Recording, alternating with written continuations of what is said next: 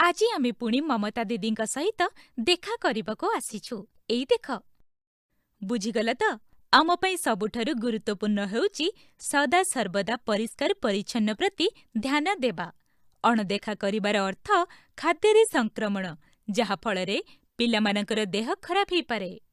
ଆଚ୍ଛା, ଏବେ ତୁମେ ଆପ୍ରନ୍, ହେଡ୍ କଭର୍ ପିନ୍ଧିଦିଅ ଆଉ ଭଲ ଭାବରେ ସାବୁନ ଲଗାଇ ହାତ ଧୋଇଦିଅ।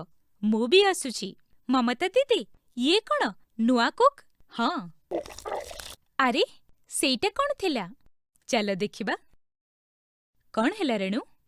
କିଛି ନୁହେଁ ଦିଦି, ବାନ୍ତି ମାଡ଼ୁଥିଲା। ତାହେଲେ ତ ଆଜିଠୁ ବିଲକୁଲ ରୋଷେଇ କରିବୁ ନାହିଁ। ତୁରନ୍ତ ଡାକ୍ତରଙ୍କ ପାଖକୁ ଯାଅ। ଏକୁଟିଆ ଯାଇପାରିବୁ ତ? ହଁ ଦିଦି।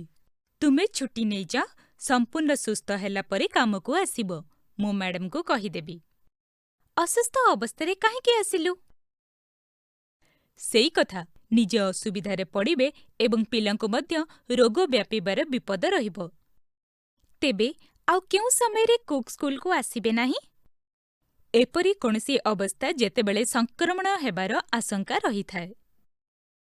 ଜ୍ୱର, ଅତ୍ୟଧିକ କାଶ, ଥଣ୍ଡା, ବାନ୍ତି ବା ପତଳା ଝାଡ଼ା, ସଂକ୍ରମିତ ଘା ବା ବଥ ଏବଂ ଦେହରେ ଫଳିଯିବା। କିନ୍ତୁ କେତେକ ରୋଗର କୌଣସି ଲକ୍ଷଣ ନଥାଏ। ସେଇଥିପାଇଁ ପ୍ରତ୍ୟେକ କୁକ୍ ବର୍ଷକୁ 2 ଥର ଡାକ୍ତରଙ୍କ ପାଖରେ ଯାଞ୍ଚ କରାଇଥାନ୍ତି, ସଂକ୍ରାମକ ରୋଗ ବିଷୟରେ ଜାଣିବା ପାଇଁ। ତୁମେ ସୁଜାତାଙ୍କୁ ପରିଷ୍କାର ପରିଚ୍ଛନ୍ନତା ବିଷୟରେ କହୁଥିଲ। ବିଲକୁଲ, ବ୍ୟକ୍ତିଗତ ସ୍ୱଚ୍ଛତାରୁ ଆରମ୍ଭ।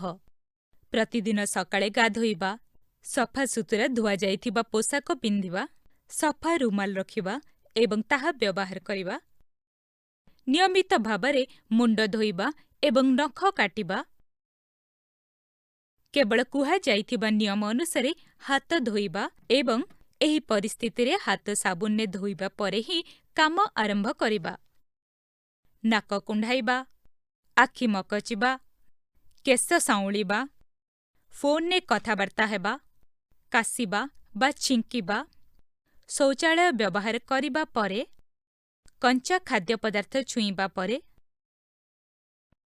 ଏହା ବ୍ୟତୀତ ରୋଷେଇ ପାଖାପାଖି ଏସବୁ କରିବା ଅନୁଚିତ।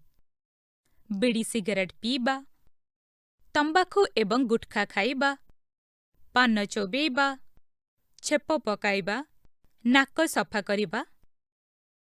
ପ୍ରକୃତରେ ମମତା ଦିଦି, କୁକ୍ ପାଇଁ ପରିଷ୍କାର ପରିଚ୍ଛନ୍ନ ରହିବା ଅତି ଜରୁରୀ ହେଇଥାଏ।